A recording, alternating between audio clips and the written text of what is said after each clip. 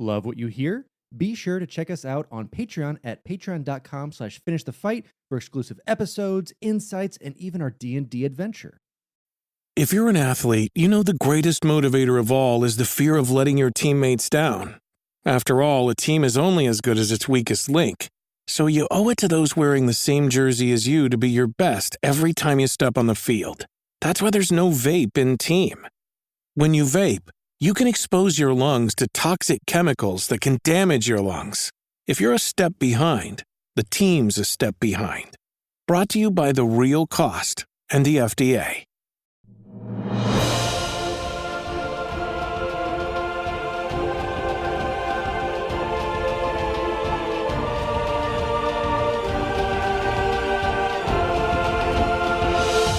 Welcome back to Finish the Fight, a gaming podcast. Where we produce and develop the highest quality gaming research in podcast form. I am your host, Alex Kendall. And I am your host, Derek Baker. And today we're looking towards the future. Ooh. And within the future, we're talking about the future releases of our beloved video games, talking about what's going to be coming out next year, plausibly, what's coming out in the future beyond that, and what titles we're pretty excited to see, or what's going to, what are going to be kind of like the disruptors that we're going to see that could potentially shift the landscape, shift what we're going to be seeing in years, beyond that. Are we going to see a new style of game? Are we going to see any of that? Probably not, but at least these titles that we're going to be seeing coming up are pretty exciting to see. So we wanted to take each of our top fives, give a little quick synop on what we're thinking about them, and just kind of like seeing what we hope to get from them. Yeah, man. Talking about new video games that are coming up is always exciting because it's the unknown. You don't have to deal with the the knowings of the failings of all the gameplay elements that you were promised but didn't get. Mm-hmm. It's like the night before Christmas. Everybody loves Christmas Eve, right?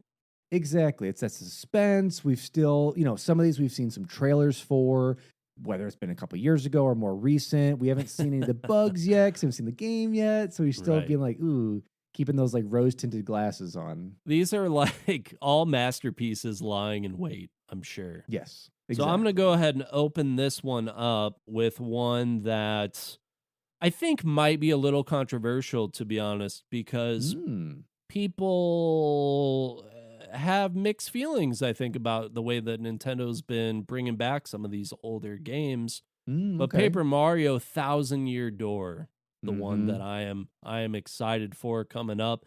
I don't anticipate a lot of difference in this game, but I think that GameCube had some titles that really got overlooked by a lot of people because it wasn't a very powerful console. The games were expensive, back then. There's a lot of classic titles on the GameCube. Paper Mario Thousand Year Door, I don't know if you remember this, but this game was kind of the game that sparked our close friendship, I would say. Because you had this game, we sat by each other in science class, and you let me borrow this game, and I did not finish it. It was too hard for me. But I'm looking forward to giving it another shot. And all of the screenshots that I've seen with the updated visuals, now it's a 2D side scroller thing, so they're not anything crazy, but to me it looks like they're making a legitimate effort to make those things look better.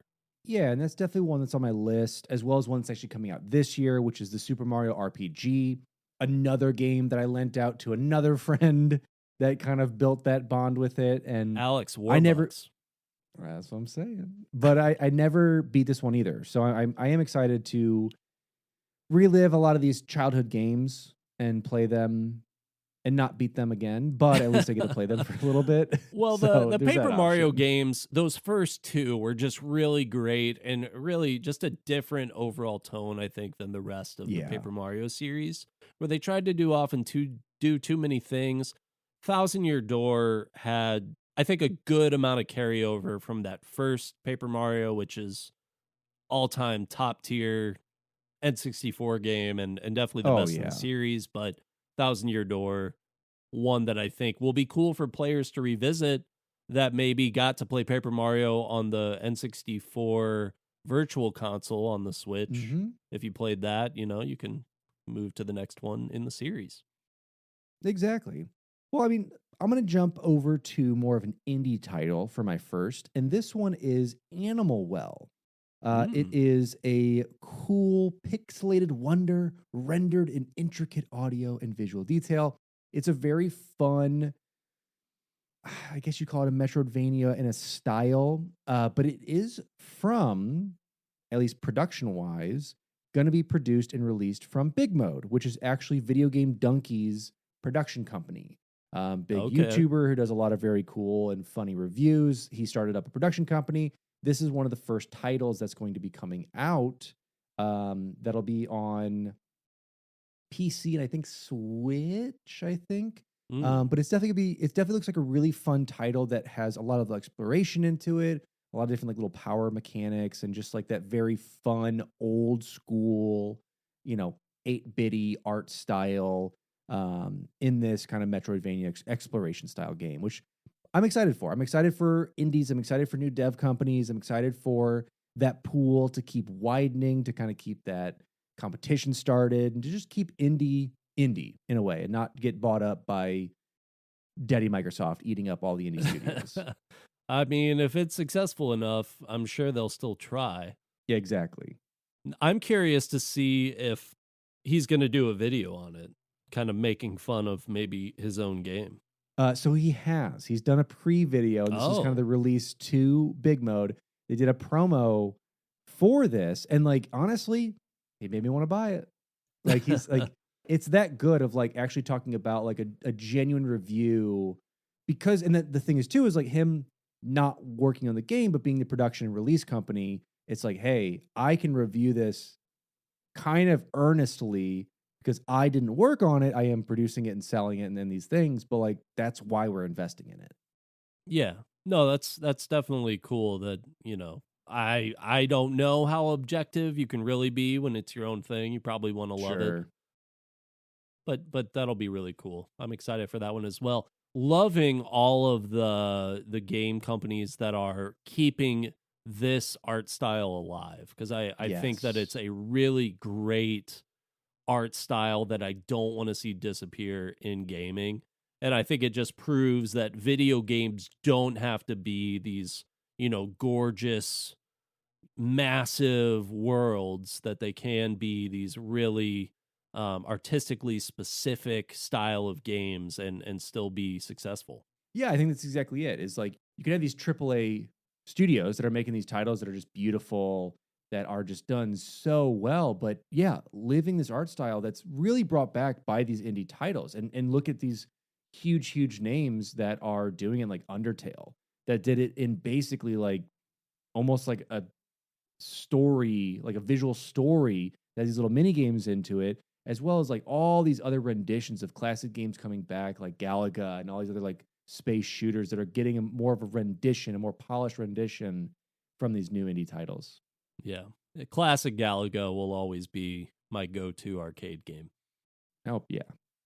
Next up in my list is a game that I feel like I'm not sure how to feel about it yet, but I am excited to see what happens, because the last game involving these characters was a nice surprise to me, and so I'm looking forward to the South Park Snow Day game. It's a co-op Ooh. action game that is a 3D style game, which it's been a little bit of time, I think, since they've done one of those. But South Park: The Fractured But Whole was really a nice surprise of a game for me. It has Mhm. some, I would say, some dated humor, some old humor that's very classic old school South Park kind of stuff, but just a Mhm. really nicely made RPG style game. And this will definitely be one that I'm not going to be like, hey, day one, I need to go get the South Park Snow Sure. Day game. But like I did with the Fractured But Whole, gonna wait a little bit, see how it pans out, see if it's worth it, and probably will check this one out. Yeah, I definitely enjoyed the South Park games. Are those games that are unexpected in a way. They're good and bad all wrapped in one to make it a fun package to play, and it's just it somehow outshines what it should. And I definitely enjoyed the Fractured But Whole. Again, great play on words, great play on game. Great, I loved great it. play on words, Excited. great power. You know, Yeah. you've got your fart powers and all kinds of just I don't know. The whole game's so absurd. It's a lot of fun, you know, just a good casual one. I imagine this will be a lot of that too. Oh, yeah. So my next 4 are all the second in a series. I'm very excited for a lot of these releases just because the first ones did so extremely well in shifting the landscape overall. Some we haven't seen in a while, some we've seen more recently. But the first one I want to start off with is Hellblade 2. It's been a while since we've had Senua's Story and like Hellblade 1. And so it's going to be really cool to see where they take this in the second one and just have like another beautiful, gorgeous game come out that tells a pretty compelling, dark story in a way. But to see like what they're going to be able to do with the second one is going to be very cool. Definitely has a fantastic aesthetic and looks. I mean, the details in the faces are incredible. As you know, depending on how much of that really carries over into the gameplay, you know, we'll see. But it looks great. I'm excited. Next up on my list is another, I think, throwback classic for me and you, and that is Earth Defense Force 6. Now, this is a game that is not going to blow you away visually. The gameplay is going to be clunky. It's not going to win any awards, but if you want a classic, good feel couch co-op game, Earth Defense Force never disappoints in any way. You know, let's just think about the scenario. You're living on planet Earth. Your planet is suddenly invaded by giant alien bugs, and you have to defend it at all costs. You know, Earth Defense Force is just so dumb, so much fun. Everyone in this series, I feel like I have to go and at least play it for a little bit. You know, it's never a game that I'm trying to progress all the way through necessarily. Just how far can I get before I get burnt out and wait for Earth Defense Force 7? Cannot wait. I mean, again, one of our favorite games that we played kind of growing up with it. It's just ridiculous. It was a random pickup that just that was a blockbuster fun. Friday night buy, I'm pretty sure. Yeah. Rent. Into a buy. A rent into a buy. Absolutely with that. So definitely don't excited. Give it back. Nope. Rent into a buy for that one for us. Super excited with that. I absolutely love that series. It's ridiculous. It's fun. The improvements and the technological advances they've made in the games, you know, further on than when we started playing have been amazing. So excited for the next release of that. The next one that I have on my list, another 2, as I had said, but it is The Wolf Among Us 2. From the Risen from the Grave Telltale series of games, we have the finally second telling story from Telltale, from The Wolf Among Us. One of these series that really sent Telltale to the forefront of like kind of the visual novel, choose your own adventure games. That was just so much fun to play, so cool to be able to take over like this like DC series that they had, bring it into there. I'm really excited about the second one. You know, again, risen from the ashes after Telltale kind of went bankrupt, got passed around a little bit, didn't know what was happening with them. So very excited to see where this takes us. I know it's set, I believe, like 6 months after the events of season 1. So definitely check this one out when it releases, hopefully, fingers crossed, in 2024. And I'm hoping that this game is a success and it leads to other titles being brought back from the grave as well. Yes. Because the Telltale games, they were a lot of fun. You know, everyone loves like a little point and click plus a little extra.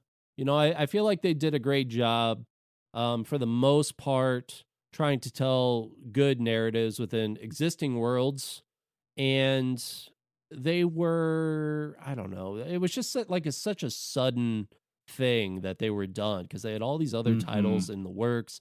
They left some of their games off on cliffhangers, which as far as storytelling goes, I mean, that's like the whole point of those games. So to then feed into nothing kind of sucks. But like I said, I hope that this is a success and we get to see some other titles from Telltale. Absolutely. Next up for me is Star Wars Outlaws. This is a game that kind of surprised me. This is a game that's taking place in the original trilogy's time frame, which I think it's taking place between Empire Strikes Back and Return of the Jedi. So the aesthetic is really great, especially if you are, I think, a fan of the original trilogy compared to there's been a lot of video games that I think have tried to link the gaps between the prequels into the original trilogy. And it's difficult to do. It's difficult to tie all that into the story. Star Wars has so many forms of media, where it's in the movies, obviously. It's got comic books. It's got the novelizations. It's got all these TV shows, video games, of course. So to get a game, though, that's not really so Jedi-centric in the more modern era of games, I'm just really excited for that because I feel like it's just going to be a fun space adventure game.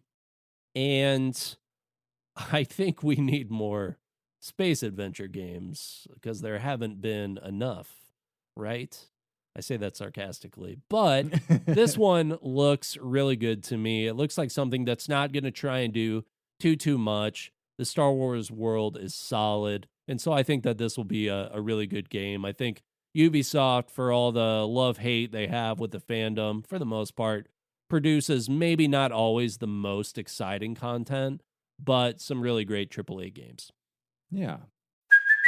Hey, it's Kaylee Cuoco for Priceline. Ready to go to your happy place for a happy price? Well, why didn't you say so? Just download the Priceline app right now and save up to 60% on hotels. So whether it's Cousin Kevin's Kazoo Concert in Kansas City, go Kevin, or Becky's Bachelorette Bash in Bermuda, you never have to miss a trip ever again. So download the Priceline app today. Your savings are waiting. Go to your happy place for a happy price. Go to your happy price, Priceline. Hey there! Did you know Baker's always gives you savings and rewards on top of our lower-than-low prices? And when you download the Baker's app, you'll enjoy over $500 in savings every week with digital coupons. And don't forget fuel points to help you save up to $1 per gallon at the pump. Want to save even more? With a Boost membership, you'll get double fuel points and free delivery. So shop and save big at Baker's today. Baker's, fresh for everyone. Savings may vary by state. Restrictions apply. See site for details. Next up for me, I have, and we'll see, I know it's gotten pushed back again, but we have Vin Diesel the game, aka Arc 2. Oh yeah. Pretty excited to see where they're going to be taking this with this second edition. I know it's getting some, well, at least the studio itself is kind of getting some blowback because Arc 2 has been delayed and they were kind of trying to like stop play on the current Survival Evolved and go to like this remastered. It's been a whole thing. But when we're talking about Arc 2 itself, I'm very excited to see where they're going to take dinosaurs that you're eventually going to transform into like sweet, terrifying monsters with machine guns. I'm excited to see where this ends up happening. I can't wait to play as Vinny D in his true form as a return from the future caveman. It's going to be a blast. So we'll see. Possibly, maybe still a 2024 release, plausibly, but who knows? With again, we're in the heyday of game delay. We'll see what happens with it. That's true. At first, I thought you were talking about Wheelman 2. Which would have been listen, I would. It's up there. It's up there as well. It's a 2. I'm gonna include it on my list as an honorable mention, but this is the other Vin Diesel game. If Wheelman 2 ever comes out, Alex is gonna be all over that. That game came out. I think Vin Diesel still had hair. I do believe so. I think I just played the demo for Wheelman. That was a great Xbox 360 demo. I was like, wow, this is the worst game I think I've ever played a demo of ever. I'm definitely not going to buy this. I think it was like just an advertisement for the Pontiac G8. Pretty much. If I remember right. So pretty cool. Speaking of cool futuristic like dinosaur games, Turok relaunch that came out on the Xbox 360 was actually pretty solid, fun. Maybe a little dated at this point. It's been a while since I played it. But if you're looking for something to fill the gap, Turok. Next up on my list, and last on my list before maybe a couple honorable mentions, TMNT Mutant Mayhem, the video game. So there was a movie, came out not that long ago, that had a pretty unique style for Teenage Mutant Ninja Turtles, I'd say. Haven't actually seen that movie yet. Love the Teenage Mutant Ninja Turtles, though.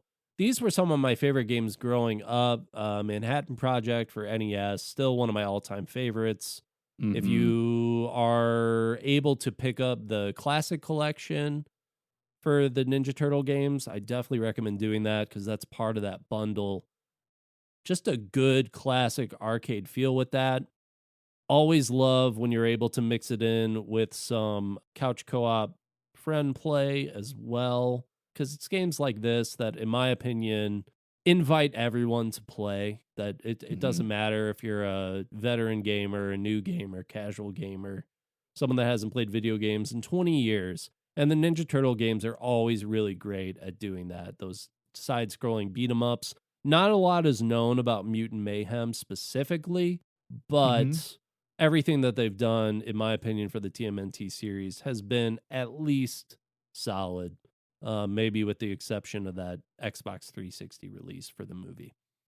That is true. But for the most part, any of these amazing side-scrollers, Ninja Turtles done it well. I mean, we've saw the multiple reports of the OGs, even getting their own like little arcade cabinet again. You know, it is very cool to see that and see that come back to life and see just like even like the want of like talking earlier about like indie titles bringing back like that 8-bit and some 16-bit looks to stuff and carrying on that same legacy and people wanting more of that just simplistic return to what they had and just like how fun that stuff is and just how simplistic but hard, like overall difficulty it is. It's amazing. I'm very excited to see how that one does. Yeah, absolutely. Take us back to the era of 2 buttons. That's Exactly. what the old heads are saying. Give me that joystick and the 2 buttons and I'm in heaven. What is L3? What on earth is L3?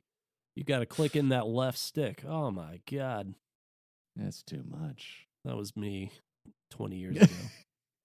Well, speaking of clicking a bunch of buttons and being quick and going insane, my final game for my list is the first ever sequel from Supergiant Games, and that is going to be Hades 2. Hades being such an amazing breakout, exciting, fun game with amazing storytelling and just amazing boss fights, amazing playthroughs. And it's just so fun. We are able to like master a weapon, understand it, be able to get all the way to fighting your papa and hopefully beating your papa to do it all over again. But yeah, this time we're going to be facing the Titan of Time and playing through as the Princess of the Underworld.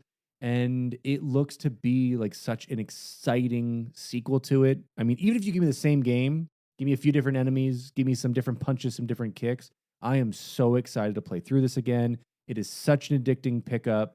It's got the right amount of difficulty curve for you to feel like, man, I'm not going to get past this one boss or past these type of enemies. They're kicking my butt every time, to like, hey, I have mastered what I'm getting through. I'm having fun with it. So I'm very, very, very excited for this to, again, Q2 is their projected release schedule. So hopefully around summerish time, we should be seeing this hitting virtual store shelves. This is honestly one of my favorite aesthetics in a video game ever, where it's just, it feels futuristic, but not.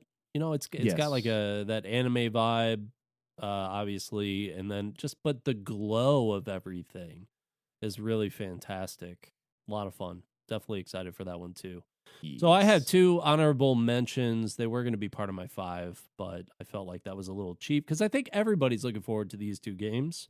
That's GTA 6 and Elder Scrolls 6. But we Mm-hmm. don't know a lot of details about those two games. I feel like I want to mention them, but how many more delays, for Elder Scrolls before we've talked in a past bonus episode, too many delays. Does it just ultimately create a product that it's got an unreachable anticipation?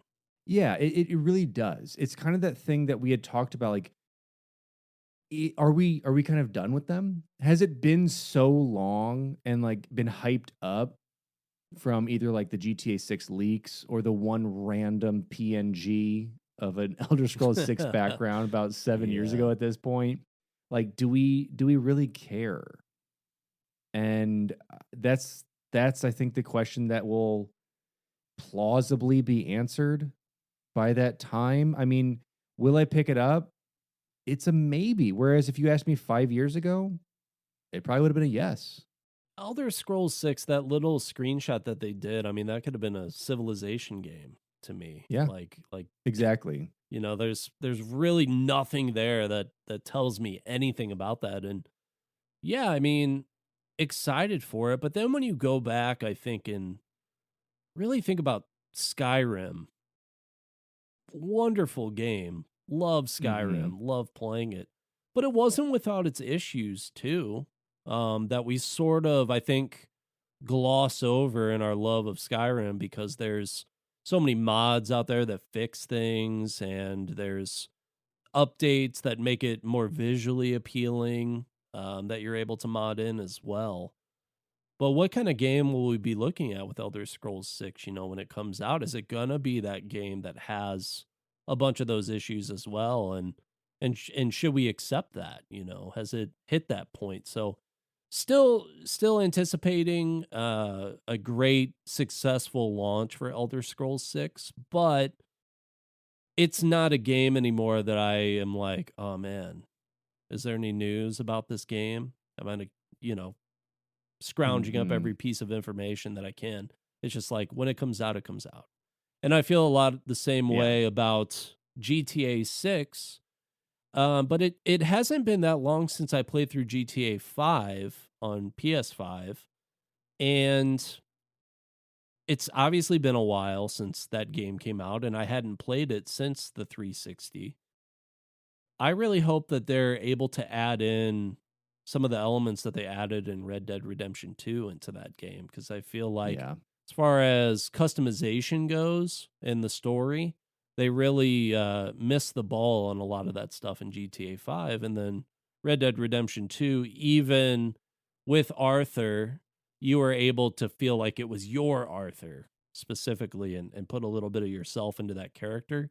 Whereas GTA 5, I think you have to sort of live within the limited scope of what you've got for those characters. Like, Yeah, and which I think is fair because you're talking about at this point an initial release of 10 years ago, over 10 years ago.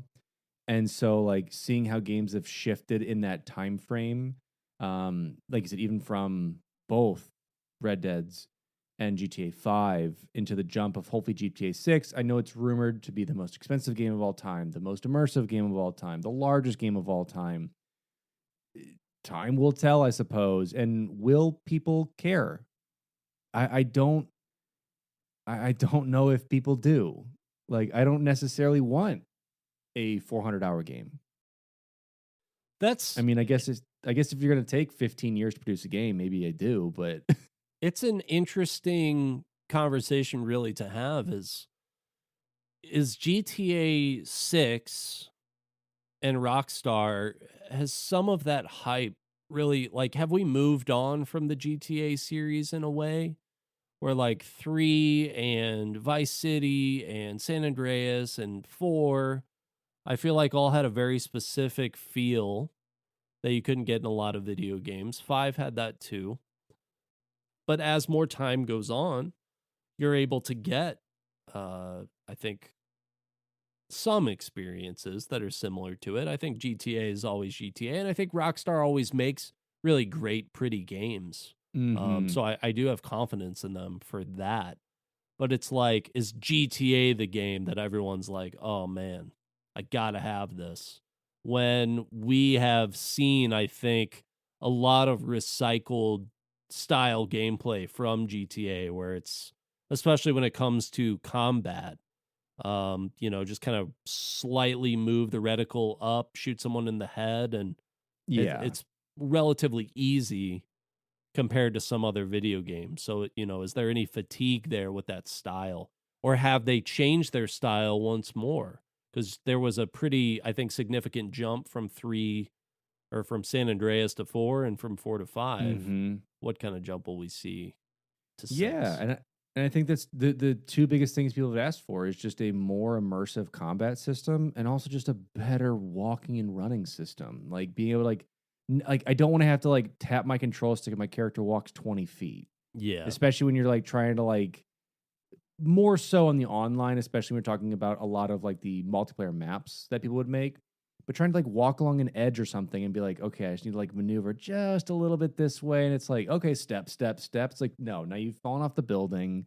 What are you doing? That's not what I said to do.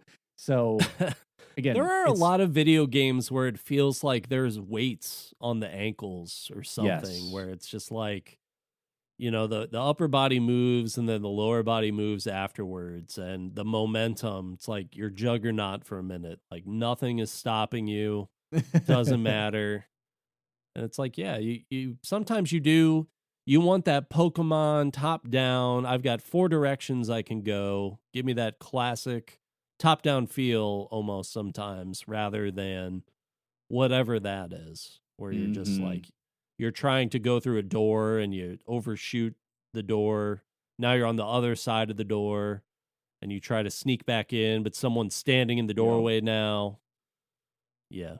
I think we've all experienced that to some degree. We have. So it's the hopes. It's the hopes that as we get these games released, whether it's titles like these that are giving us these 10, 15-year plans, or some of these new ones we're hopefully seeing early 2024, maybe later in 2025. Who knows? But I'm very excited to see what the like newer landscape of, I guess for me, just sequels are going to be doing. Just sequels for me. It's the 6s. EDF 6, GTA you're 6, way out there. Elder Scrolls 6. You're at the 6s. I'm at the 2s. We'll see how it does. I mean, it's hopefully we keep having these improvements in gaming and just excitement keep pumping out in gaming that breaks away from these like 10-year life cycle games into some newer fun stories. But we'll see. I'm excited. Let us know on our socials and within our Spotify trivia Q&A. Like our trivia, which AKA is just whatever your answer is correct. It's not going to be trivia. It is trivia, but you're always correct. Let us know in all those. And like, what are you excited to see? What are you most excited to hopefully be seeing soon? I know there's been a lot of rumors of stuff of like, a new game from BioShock's creator and a lot of other stuff coming out. What do you hope to come out in the next year or two? Let us know. I can't wait to be Gray and playing Elder Scrolls 7. It's going to be from the retirement home. It's going to be lit. From playing on the Wii Model 4 at that point, it's going to be great. We've gone back, so the old folks will have something to do. That's right. Playing their Elder Scrolls. Playing Wii Sports 7000 from the spaceship facility that hosts my brain. Can't wait. All right, guys. Let us know, and we'll see you next time. Take care.